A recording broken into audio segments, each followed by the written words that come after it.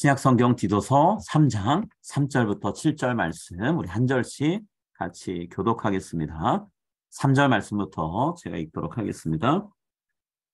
우리도 전에는 어리석은 자요, 순종하니 아니한 자요, 속은 자요, 여러 가지 정욕과 행락에 종노릇한 자요, 악독과 투기를 일삼은 자요, 가증스러운 자요, 피차 미워한 자였으나 우리 구주 하나님의 자비와 사람 사랑하심이 나타날 때에 우리를 구원하시되 우리가 행한 바 의로운 행위로 말미암지 아니하고 오직 그의 긍휼하심을 따라 중생의 씻음과 성령의 새롭게 하심으로 하셨나니 우리 구주 예수 그리스도로 말미암아 우리에게 그 성령을 풍성히 부어주사. 7절은 같이 읽겠습니다. 우리로 그의 은혜를 힘입어 의롭다 하심을 얻어 영생의 소망을 따라 상속자가 되게 하려 하심이라. 아멘. 오늘은 지난 2주 동안 바울이 권고했던 세상 권력과 세상 사람을 대하는 자세를 왜 이런 권고를 했는가에 대한 내용을 좀 같이 말씀 나누려고 합니다. 1951년에 리차드 니버라고 하는 미국 신학자가요. 기독교가 세상 문화와 어떤 관계를 맺을 수 있는가에 대해서 책을 썼어요. 책의 이름은 그리스도와 문화라는 책입니다. 근데 이 책에서 리차드 니버라는 분이 기독교가 세상 문화와 관계를 맺을 때 5가지 유형으로 관계를 형성할 수 있다라고 얘기를 했어요. 그 5가지가 이런 겁니다. 첫 번째는 문화에 대립하는 기독교, Christ Against Culture라는 제목으로 설명을 했고요. 두 번째는 문화 속의 기독교입니다. Christ of Culture고요. 자, 세 번째는 문화 위에 있는 기독교, Christ above Culture고, 네 번째는 문화와 역설적인 관계에 있는 기독교에서 Christ and Culture in Paradox고, 마지막 5번째는요. 문화를 변혁하는 기독교에서 Christ the Transformer of Culture라고 되어 있습니다. 간단하게 말씀드리면 문화에 대립하는 기독교라고 하는 건 세상 문화와 기독교가 함께 갈 수 없다는 거예요. 적대적이고 배타적인 관계에 있다는 거죠. 뭐 가끔가다 싸우는 게 아니라 애초에 서로가 섞이거나 어울릴 수가 없는 관계라는 거예요. 이게 첫 번째고요. 두 번째, 문화 속의 기독교라는 말은 세상 문화가 기독교의 영향을 받아서 형성되었기 때문에 기독교와 세상의 문화를 분리할 수 없다는 겁니다. 뭐 중세 시대나 아니면 그 이전 시대에 기독교가 번성했던 때는 어느 정도 맞을 수 있는 거죠. 세상 문화가 결국엔 기독교 문화라는 거예요. 혹은 반대로요. 기독교 문화가 세상 문화가 되었다라는 입장입니다. 세 번째는 문화 위의 기독교는 기독교가 세상 문화보다 더 위에 있다라는 거예요. 어찌 보면 세상 문화를 기독교 아래에 놓고 보는 거죠. 정복자 혹은 승리자의 입장이다라고 이렇게 설명도 하는데요. 세상 문화를 그렇게 뭐 가치 있게 여기지 않는 거죠. 좀 아래로 눈을 깔고 보는 그런 입장이에요. 네 번째로 문화와 역설적인 관계의 기독교라는 말은 기독교와 세상 문화가 서로 긴장 관계에 있습니다. 어떤 땐 사이가 좋은 때도 있지만 서로가 갈등을 빚을 때도 있어요. 그렇기 때문에 늘 좋은 관계로만 갈 수는 없기 때문에 서로가 뭔가 조금 멀리 해야 될 때가 있고 가까이 해야 될 때가 있고 취해야 될 때가 있고 버릴 때가 있고 이런 관계라는 거예요. 5번째로 문화를 변혁하는 기독교라는 건 기독교가 결국에는 세상의 문화를 선도하면서 잘못된 것들을 고쳐주고 바른 방향으로 이끌어줘야 된다라는 그런 입장이에요. 자, 이 말씀 드리는 이유는 바울이 세상을 대하는 자세를 권고하고 있는데 지금 우리가 1절과 2절 말씀을 나누면서 바울이 권고했던 내용을 생각해 보면 과연 바울이 어떤 입장에서 세상 권력을 그리고 세상 문화를 대하라고 한 걸까라는 질문을 해볼 필요가 있습니다. 자, 어떤 유형이 바울이 취한 입장과 연결될까요? 뭐 딱 잘라가지고 어느 한 입장이 바울의 입장입니다라고 말하기는 좀 어려운 것 같아요. 왜냐하면 뭐 1절과 2절 내용을 보면 또 바울의 입장이 이렇다 말할 수 있는데 또 더 넓게 가면 바울이 다른 서신에서 세상 문화 혹은 세상 사람을 대하는 자세에 대해서 이야기한 걸 들어보면 어느 한 입장만 취하지 않거든요. 세상 문화와 기독교는 함께 갈 수 없다라고 말한 때도 있고요. 어떤 때는 세상 문화가 결국에는 그리스도의 문화로 영향받아 변화되었다. 완벽하게 변화되었다라고 이야기하는 그런 입장도 보일 때도 있습니다. 그런가 하면 세상 문화는 그리스도의 문화와 기독교와 어울릴 수 없는 정말 초등학문에 불과한 것이다라고 그렇게 얘기할 때도 있죠. 네 번째, 다섯 번째도 다 얘기하고 있어요. 근데 우리가 좀 좁혀서 세상 문화와 기독교를 기도서에서 어떻게 얘기하고 있는가라고 생각해 보면 바울의 입장은 네 번째와 다섯 번째가 왔다 갔다 하는 것 같아요. 네 번째, 다섯 번째 입장을 어, 취하고 있다라 말할 수 있을 것 같아요. 역설적인 관계에 있기도 하고 그러면서도 기독교가 세상 문화를 바꿔가는 입장이다라고 말할 수도 있습니다. 근데 이 네 번째와 다섯 번째를 마음에 두고 우리가 생각해 보면 바울이 오늘 본문 3절부터 세상 권력과 세상 사람을 어떻게 해야 되는가라고 했을 때 기본 입장은 외면하는 건 안 된다라는 거예요. 첫 번째, 문화하고 세상 문화는 우리는 상관할 수 없다. 아예 제쳐놓고 생각하자. 그런 입장은 아니라는 거죠. 오히려 적극적으로 관심을 갖고 대해야 된다라고 하면서 이유가 뭔가를 이제 3절부터 얘기하고 있어요. 한글 번역에는 1절, 2절 다음에 나오는 3절이 1, 2절과 밀접하게 연관되어 있다는 걸 나타내는 접속사가 없어요. 근데 그리스어 원문에는 있습니다. 왜냐하면이라고 하는 접속사가 본래 있었어요. 1절과 2절의 이야기를 왜 했느냐? 그 이유는 3절부터 내가 얘기한다라고 하는 거죠. 그래서 1절, 2절에서 성도들에게 세상 문화를 이렇게 대하십시오. 세상 권력자를 이렇게 대하십시오. 라고 권면했던 이유가 이제 3절 이후에 나타난다라고 밝히고 있어요.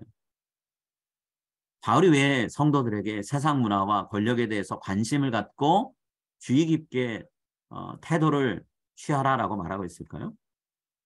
바울은 두 가지 이유를 얘기해요. 첫 번째는 바울의 권고를 듣고 있는 성도들도 본래는 세상 사람들하고 크게 다른 사람이 아니었다라는 거예요. 성도들의 과거의 삶이 세상 사람들의 삶의 모습과 같았다라는 거죠. 자, 3절 말씀에 바울이 하는 내용이 있어요. 한번 우리 3절 말씀 같이 읽겠습니다.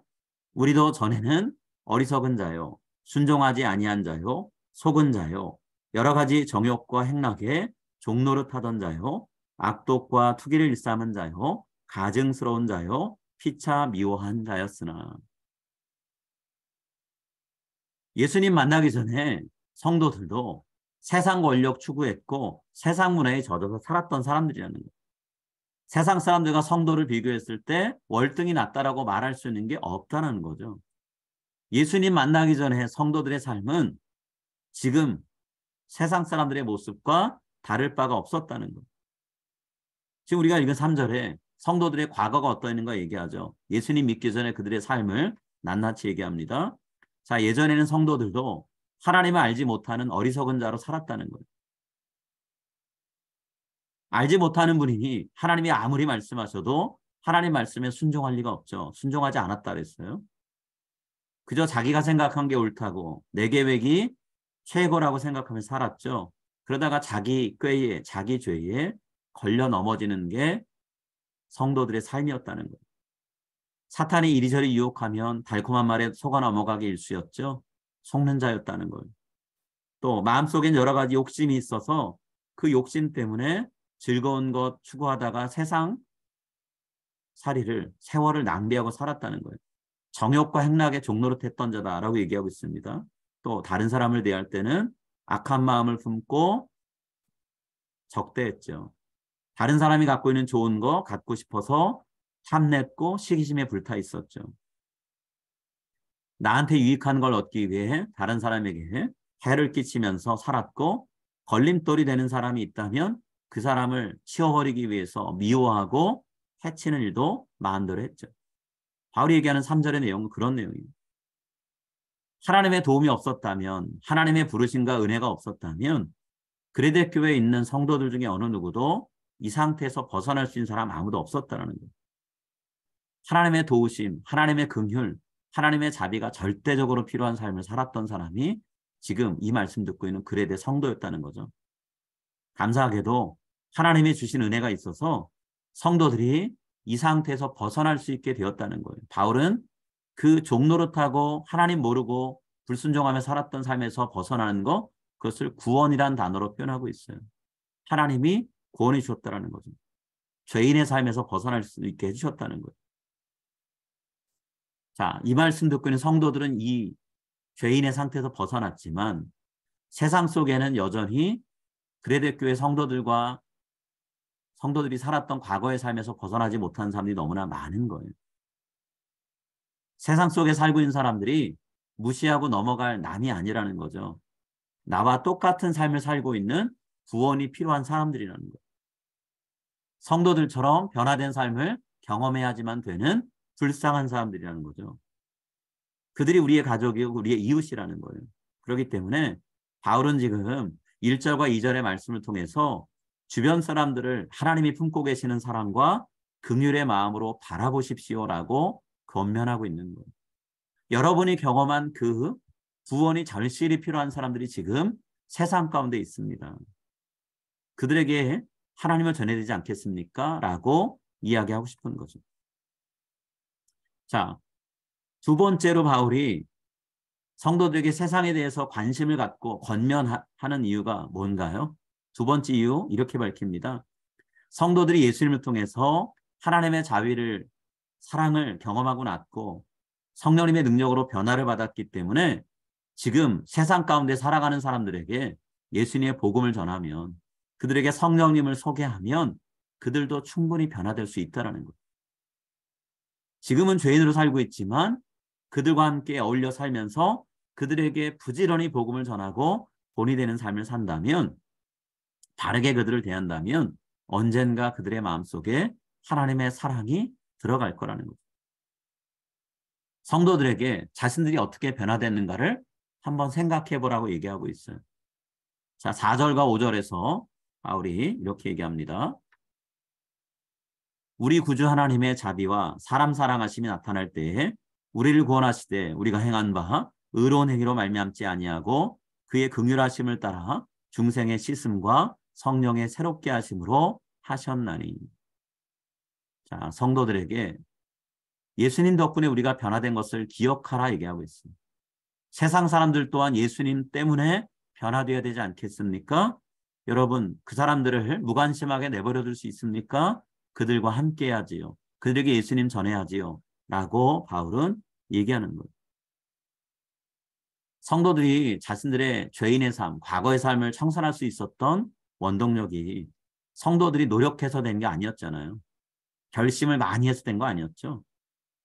하나님 앞에서 의롭게 살았기 때문에 결과로 하나님이 용서해 주시고 구원해 주신 거 아니잖아요.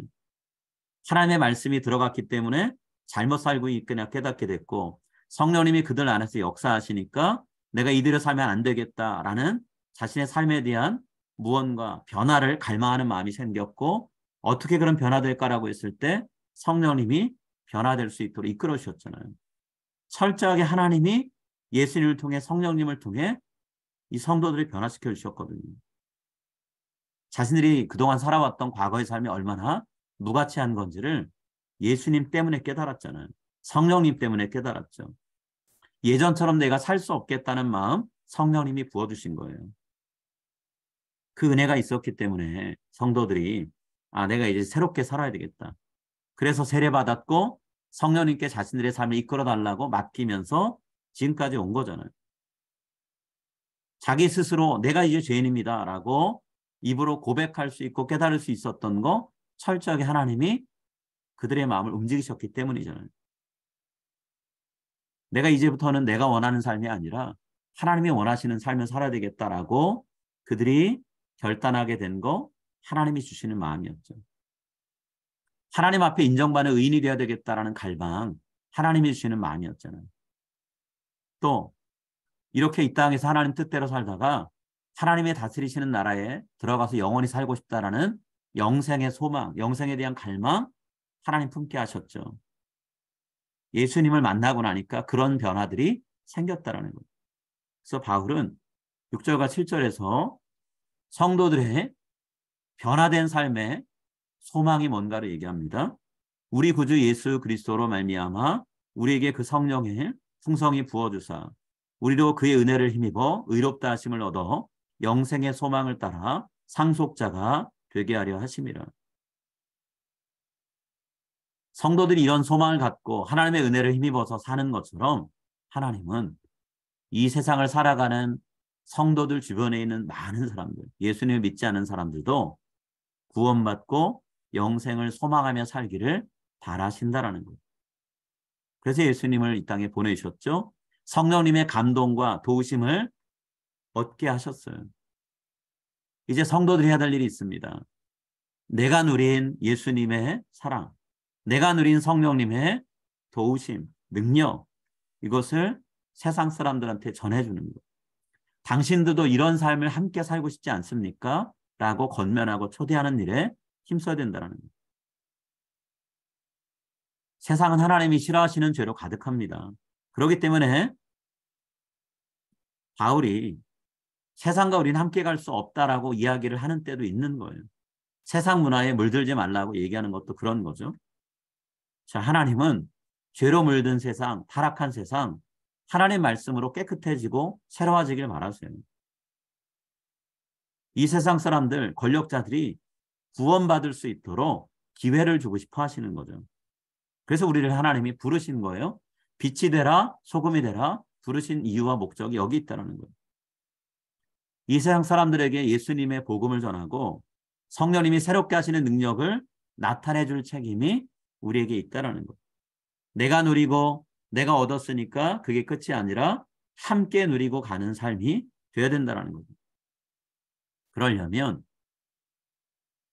우리가 이 세상 문화와 이 세상 사람들과 아예 그냥 거리 두고 상대 안 할 그런 마음으로 지내서는 안 된다는 거죠. 적절한 거리 두기는 필요할 수 있지만 그러나 그것이 분리하는 완전히 딴 세상으로 살아가는 그런 삶이 돼서는 안 된다는 거예요. 적극적으로 관계를 맺어야 되고 하나님의 사랑과 은혜를 전해줄 수 있는 통로, 기회를 만들어야 된다는 거예요. 하나님의 은혜가 필요한, 복음이 필요한 구원의 대상이기 때문에.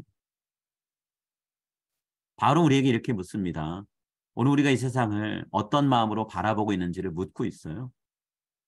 세상을 적대적으로만 바라보고 있나요? 세상과 나는 함께할 수 없는 존재야. 구분하고 떨어져 살아야지. 분리하는 입장으로 살고 있나요? 아니면 세상 사람들보다 내가 더 낫지 우월의식에 빠져 있나요? 우리의 과거를 생각하지 못하고 예수님이 우리에게 주신 말씀, 성령이 우리를 새롭게 하시는 그 은혜를 우리가 경험하지 못했다면 우리도 똑같을 수밖에 없었다는 것을 우리는 기억 못하고 살아가고 있는 건 아닌가요? 세상과 영적인 씨름을 하느라 치열하게 살아가고 계신가요? 세상을 변화시키기 위해서 내가 할 일이 무엇인가? 하나님이 나에게 주신 책임은 무엇인가? 부지런히 말씀을 통해서 확인하고 그 역할, 그 책임을 다하려고 애쓰고 계시는 거예요. 오늘 바울을 통해 하나님 말씀하세요. 우린 세상과 완전히 분리돼서 살아가면 안 된다고 얘기합니다. 또 그와 정반대로 세상에 완전히 동화되어 살아서도 안 된다는 거예요. 우리가 세상 사람보다 나은 모습이 분명히 있습니다. 예수 그리스도를 믿고 구원을 약속받았다는 것 자체가 세상 사람보다 더 나은 삶을 살고 있는 거예요. 그렇지만 또 한 가지 기억할 건 우리가 구원을 약속받았지만 때때로 세상 사람들이 보기에도 그들보다 못한 삶을 살아갈 때도 있다라는 거예요. 우리가 늘 세상 사람보다 더 낫지는 않다라는 거죠. 세상의 잘못된 문화를 우리가 아무리 우리에게 유익하다고 해도 우리가 받아들이면 안 되죠. 거부해야 됩니다. 그러나 때로 하나님이 세상 사람을, 세상의 권력을 우리 그리스도인들의 잘못된 생각과 잘못된 삶을 깨우치기 위해서 사랑의 매로 사용하실 때도 있어요. 아수르를, 바벨론을 하나님이 사용하시는 채찍과 방망이로 쓰신 것을 통해 우리는 알 수 있잖아요. 이사야 선지자는 분명히 얘기하거든요. 타락하고 하나님의 뜻을 저버린 이스라엘 백성들을 깨우치기 위해서 바벨론 제국과 아수르의 제국의 힘을 하나님이 사용하셨다라고 얘기합니다. 세상 문화가 타락했다고 해서 그리스도의 문화가 그러면 제멋대로 가도 되느냐? 성경 그렇게 얘기하지 않죠. 세상 문화보다 조금 나은 것으로는 하나님을 만족시킬 수 없다 얘기합니다. 하나님의 원하시는 모습대로 가야 된다는 거죠. 하나님의 말씀으로 날마다 우리 자신을 새롭게 돼야 되고요. 이 세상을 하나님의 말씀과 능력으로 충만한 상태에서 변화시키는 삶을 살아가야 된다는 거예요. 예수님이 우리 개인의 삶 속에서, 우리 공동체의 삶 속에서 일하시는 것처럼 우리가 그 예수님이 세상 속에서도 일하실 수 있도록 예수님이 일하시는 통로와 예수님이 일하시는 도구로서 우리가 사용되어야 된다는 겁니다. 이것이 바로 우리에게 권면하는 말씀이에요. 오늘 우리가 세상과 어떤 관계를 맺어야 되는가? 세상과 늘 버탈 수는 없기에 역설적인 관계를 맺을 수 있고 세상을 예수 그리스도의 말씀으로 성령님의 은혜로 새롭게 해야 되기 때문에 세상을 변화시키는 그리스도의 자세, 그리스도의 모습으로 우리가 세상과 관계를 맺을 텐데요. 그 관계를 기억하면서 분리, 동화 이런 자세로 우리가 잘못된 태도를 갖지 않기로 합니다. 은혜로 우리가 구원 얻은 것처럼 이 세상 사람들도 예수님의 은혜를 깨달아서 구원받기를 원하시는 하나님의 간절한 마음을 기억하면서 오늘 우리가 서 있는 자리에서 예수님을 전하고 예수님 말씀을 사람들에게 알리는 복음의 나팔수 역할을 꾸준히 해나가는 우리 모두가 다 되었으면 합니다. 이 시간 우리 같이 기도하겠습니다.